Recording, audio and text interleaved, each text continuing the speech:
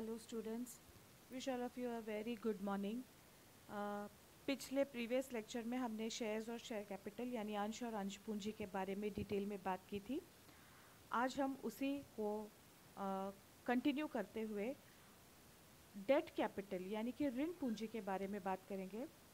Company के लिए ऋण पूंजी या डेट कैपिटल भी एक इम्पॉर्टेंट सोर्स है फाइनेंस का, एक महत्वपूर्ण स्रोत है वित्त का। और जैसे वो अंश पूंजी पर निर्भर होती है वैसे ही वित्त पूंजी ऋण पूंजी पर भी कंपनी निर्भर होती है। तो ऋण पूंजी में या डेट कैपिटल में कंपनी मेनली यूज़ करती है डिबेंचर्स या ऋण पत्रों का। डिबेंचर्स ये टॉपिक आप 12th में अच्छे से पढ़ चुके हैं। डिबेंचर्स क्या है और उसके टाइप्स क्या है, तो अभी उस पर हम डिटेल में बात नहीं करेंगे। तो डिबेंचर्स के बाद नेक्स्ट सोर्स जो कंपनी के लिए इम्पॉर्टेंट है डेट कैपिटल या ऋण पूंजी का, वो है सार्वजनिक ऋण या पब्लिक डिपॉजिट्स। बड़े तौर पर कंपनी लोगों से एक निश्चित समय के लिए कुछ पैसे एक निश्चित ब्याज दर से उठाती है और कुछ समय बाद वो निश्चित समय ख़त्म होने के बाद कंपनी उस पैसे को उस ब्याज दर के साथ लौटा देती है। तो इस तरह से पब्लिक डिपॉजिट्स या सार्वजनिक ऋण भी एक इम्पॉर्टेंट सोर्स है। लोन्स भी एक इम्पॉर्टेंट सोर्स है जो बैंक्स या अलग अलग फाइनेंशियल इंस्टीट्यूशन से लिए जाते हैं, जो बाकी वित्तीय संस्थान हैं इनसे लोन लिए जाते हैं, ऋण लिए जाते हैं। ये ऋण शॉर्ट टर्म, मीडियम टर्म या लॉन्ग टर्म यानी कि अल्पकाल, मध्यकाल और दीर्घकाल के लिए लिए जा सकते हैं। अल्पकाल के ऋण होते हैं जो आमतौर पर 1 से 1 साल तक वापस किए जाते हैं। मध्यकाल के ऋण वो होते हैं जो 1 से 5 साल या 7 साल तक के लिए जाते हैं, और दीर्घकाल के ऋण होते हैं जो 7 साल या उससे अधिक अवधि के लिए जाते हैं। तो इस तरह से, और प्रतिभूतियाँ भी एक महत्वपूर्ण सोर्स है जहाँ से कंपनी अपनी पूंजी प्राप्त करती है। अब आज जो टॉपिक हम डिस्कस करने वाले हैं वो है डिपॉजिटरी और डीमैट, डिपॉजिटरी एवं डीमैट।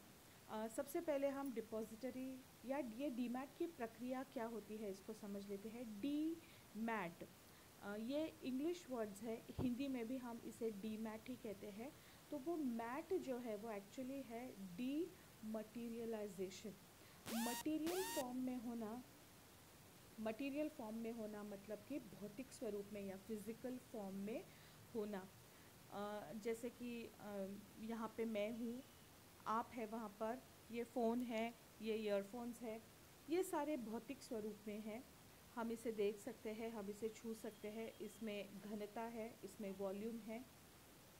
अब कुछ चीज़ें ऐसी होती है जो इलेक्ट्रॉनिक फॉर्म में होती है, तो हम कहते हैं कि वो भौतिक स्वरूप में या फिज़िकल फॉर्म में न होते हुए जब हमारी प्रतिभूतियाँ या शेयर्स को हम इलेक्ट्रॉनिक फॉर्म में कन्वर्ट कर देते हैं तो हम उसे कहते हैं डीमटीरियलाइजेशन। मतलब कि भौतिक स्वरूप को वो त्याग करके इलेक्ट्रॉनिक स्वरूप में वो कन्वर्ट हो रही है। तो डीमटीरियलाइजेशन में सबसे पहले होता है कि शेयर्स को इलेक्ट्रॉनिक फॉर्म में कन्वर्ट किया जाता है, अंशों का रूपांतरण इलेक्ट्रॉनिक स्वरूप में होता है।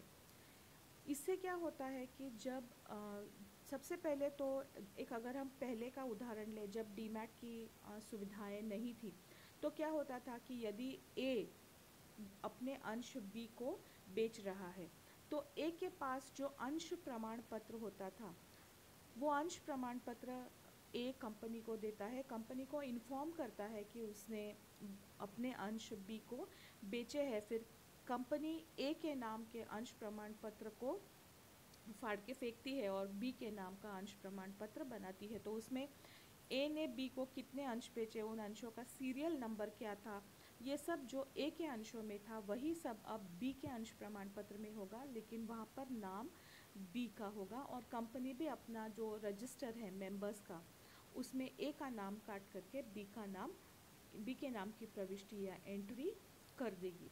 पर अब क्योंकि सारे शेयर्स डीमैट हो चुके हैं, यदि ए डीमैट का ऑप्शन चूज़ करता है और वो अपने शेयर्स को डीमैट करता है तो ए अपने शेयर्स को ऑनलाइन बी को बेच सकता है।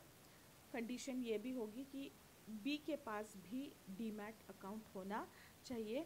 अब ये शेयर्स जो ए के डीमैट अकाउंट में दिख रहे थे वो ऑटोमेटिकली अब ए के शेयर अकाउंट में न दिखते हुए बी के डीमैट अकाउंट में दिखेंगे।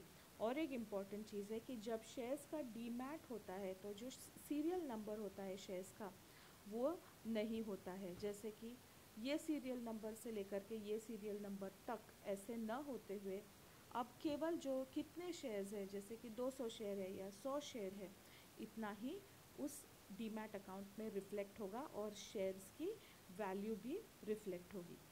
तो इसकी शुरुआत कैसे होती है?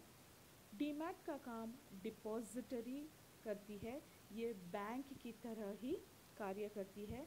ये शेयर्स का बाइंग एंड सेलिंग करती है, अंशों का लेन देन करती है खाता धारक की सूचनाओं के अनुसार। मतलब जो व्यक्ति डिपॉजिटरी के पास अकाउंट खोलता है वो होता है अकाउंट होल्डर।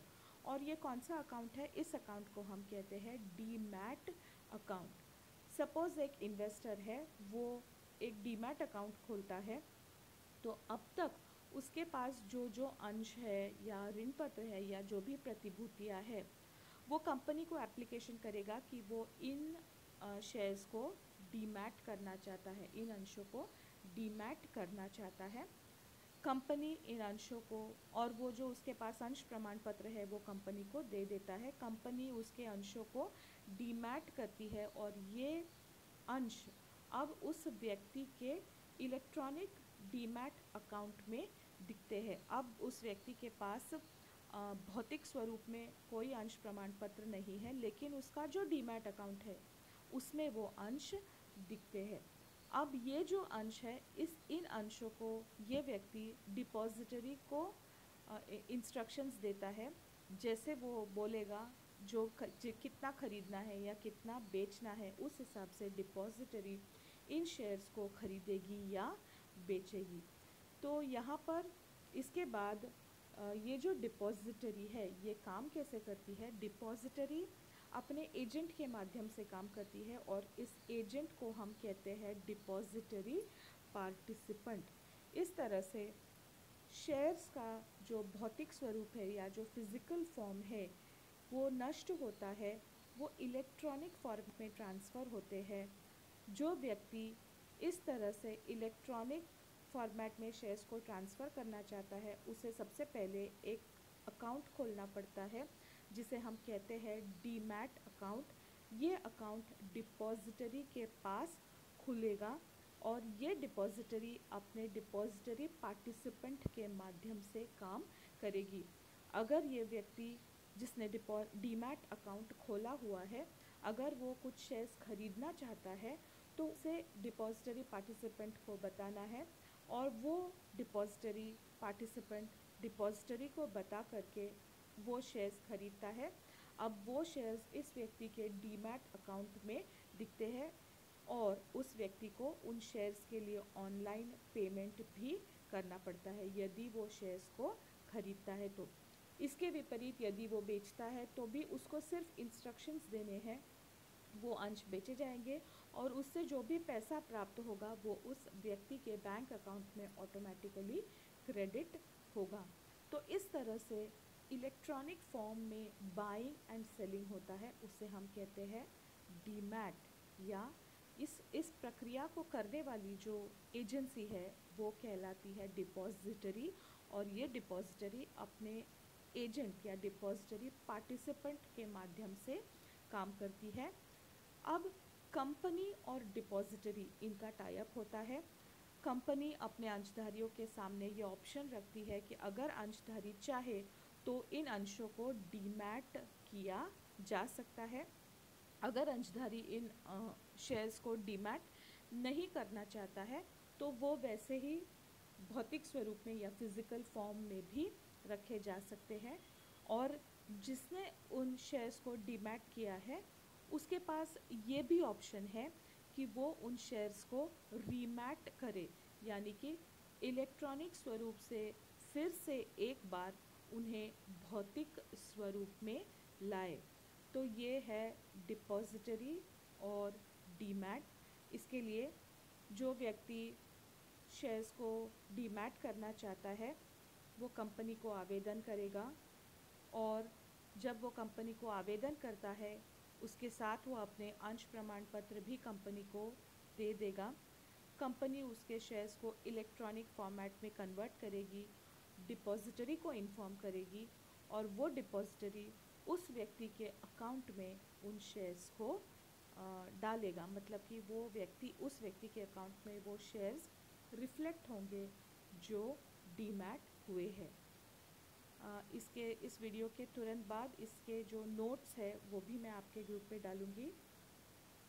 इतना ही है आज के लिए। कृपया वीडियो को देखिए और मुझे आपका फीडबैक ज़रूर बताइए, आपको कैसे लग रहा है।